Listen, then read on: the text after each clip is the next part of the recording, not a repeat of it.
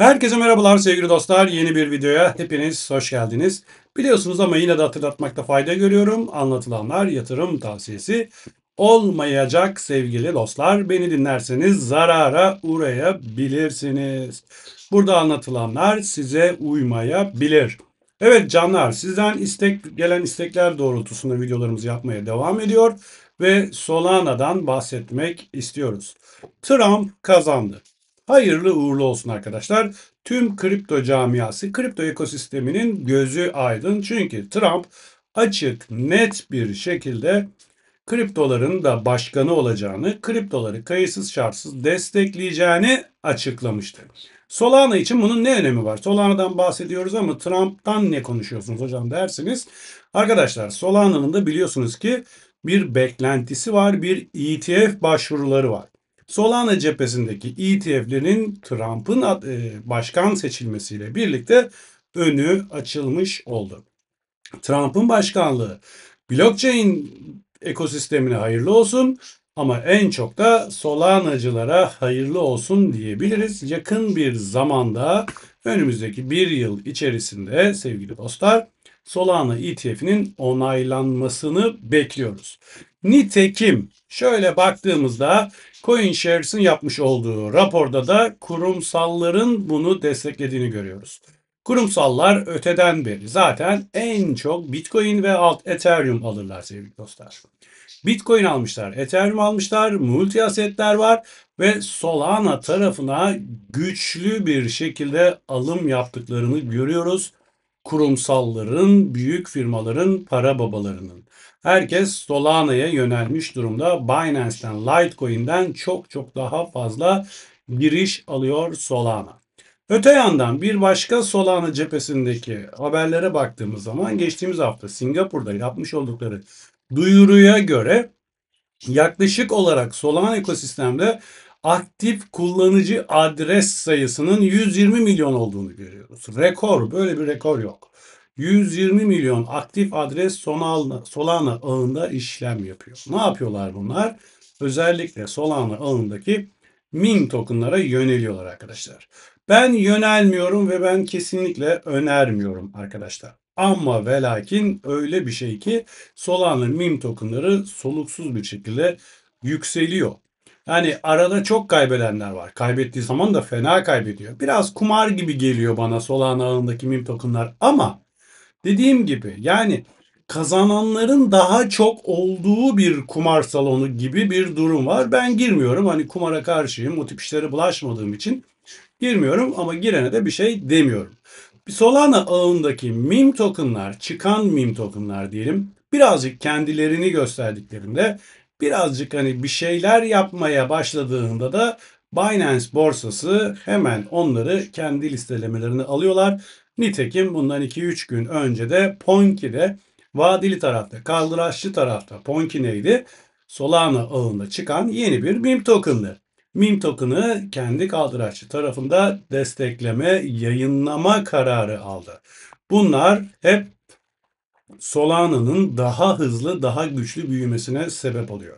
Trump'ın seçilmesi, meme tokenların başarısı ve ağdaki aktif kullanıcı adreslerinin sürekli artması. Bugün bir rekor kırıyor. Ya tamam rekor kırıldı artık düşüş geliriz deriz diyoruz. Ertesi gün yeni bir rekor kırılıyor. Her gün yeni aktif adres sayısında bir artış oluyor. Bu da fiyata olumlu yansıyordu. Şimdi Trump'ın zaferiyle beraber bu olumlu gelişmelerin daha da yükselmesini bekliyoruz. Peki bunlara piyasalar, fiyatlar ne diyor? Piyasalara baktığımızda Bitcoin'in %6,7'lik bir yükseliş, Ethereum'un %8,50'lik yükseliş yaptığını görüyoruz. Bu anlattıklarımdan dolayı zaten artıda olan piyasalarda Solana'nın %11,38 yükseldiğini görüyoruz. Piyasa ortalamasının üzerinde bir yükseliş. Bu haftalık biraz zarar vardı. Bütün zararları sardı ve %6 karda. Bu ay %25 dolar bazında kar getirdi Solana ve yıl başında 1 Ocak 2024'te alanlarda yine dolar bazında %83 kar elde ettiklerini görüyoruz. Gelmiş geçmiş tüm zamanların fiyat anlamındaki Solana'daki ATH seviyesi en yüksek zirvesi 260 dolar olduğunu da hatırlatalım. Rekorlardan bahsederken bugün gene bir rekor Solana'da işlem hacim rekoru da kırıldı. Düne göre hacim %181 arttı ve 9 milyar 280 milyon dolarları gördük şu an itibariyle. Böyle bir işlem hacmi yok arkadaşlar. İnanılmaz. Yani 9 milyar dolar para dönüyor. 9 milyar küsür para dönüyor Solana tarafında. Çok yüksek. Gerçekten çok yüksek. Piyasa değerinin de 87 milyar dolar olduğunu söyleyelim Solana'nın. Yapılan ankete, CoinMarket'teki kullanan kişilerin yapmış olduğu ankete baktığımızda ki CoinMarket'i bilmiyorum, siz kullanıyor musunuz? Kullanıyor musunuz, kullanmıyor musunuz bilemiyorum ama şöyle bir algı var piyasada.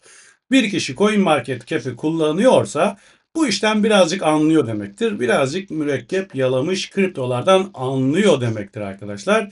Birazcık kriptodan anlayanların arasında yapılan ankete göre de %85 Solana'nın bir boğa yapısı olduğunu, yükselişin devam edeceğini söylüyor. Gelelim bizim kendi göstergelerimize. Ne diyor Solana cephesinde? Güçlü al sinyali var arkadaşlar. Müthiş osilatör ve momentum ve boğa ayı gücü al verirken MACD şu an satta ama bunun yarın değişeceğini düşünüyorum. Bu da yarın ala dönecektir. Hareketli ortalamalarda da bir al sinyali var. Ancak arkadaşlar her şey olumlu, her şey güzel. 171'den geçiyor hacim ağırlıklı ortalama. Dedik ya her şey olumlu, her şey güzel ancak. Şimdi eğer alım yapmayı düşünüyorsanız eğer 171'lere stopunuzu koyun. Hacim ağırlıklı ortalama bize stop seviyesini verir. 171'in altında bir kapanış görürseniz arkanıza bakmadan kaçın, kurtulun. Solana çöktür, Solana çöküyordur, Solana ölmüştür, bitmiştir, batmıştır.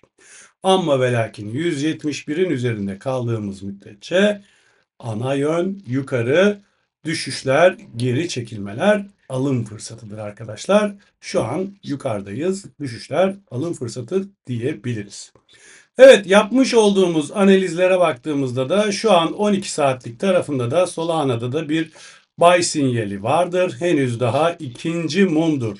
Şurada gelen bir buy sinyalinden sonra bakın yükseliyor, yükseliyor, yükseliyor. Düşüyor, düşüşler alım fırsatı ve ardından devam ediyor. Burada gelen bir buy sinyali var. Yükseliyor, yükseliyor, yükseliyor. Düşüyor, düşüşler alım fırsatıdır ve devam ediyor. Henüz ikinci mumda Solana cephesinde bir buy sinyali, bir al sinyali vardır kıymetli dostlar. Yapısal olarak baktığımızda Solana'da kıymetli dostlarım çanak çanak çanak çanak şeklinde ilerliyoruz. Şöyle baktığımızda birinci çanak ve çanağın dibi. Şöyle baktığımızda ikinci çanak ve dibi. Şöyle baktığımızda üçüncü çanak ve dibi olduğunu görüyoruz. Solana cephesinde diplerden daha önceki videolarımızda şu dipleri her geldiğinde alınız demiştik. Her buralar alım fırsatı. Burası kar al, kar al, kar al ve şu anda hemen şimdi kaldıraçlı işlem yapıyorsanız kar al seviyesindeyiz arkadaşlar. 190 seviyelerinde. Şimdi bu birincisiydi, ikincisiydi, üçüncüsüydü. Buradan çökecek mi tekrar 115 lira Solana? Hiç mi hiç zannetmiyorum arkadaşlar. Çünkü az önce videonun başında bahsettiğim yeni aktif adreslerin sayısının artması, Trump'ın zaferi, ETF kabulünün beklentileri, kurumsalların yoğun ilgisi Solana'nın aşağılara tekrardan 115 senaryosunu iptal olmasına sebep oldu. Ne bekliyoruz o zaman sevgili dostlar?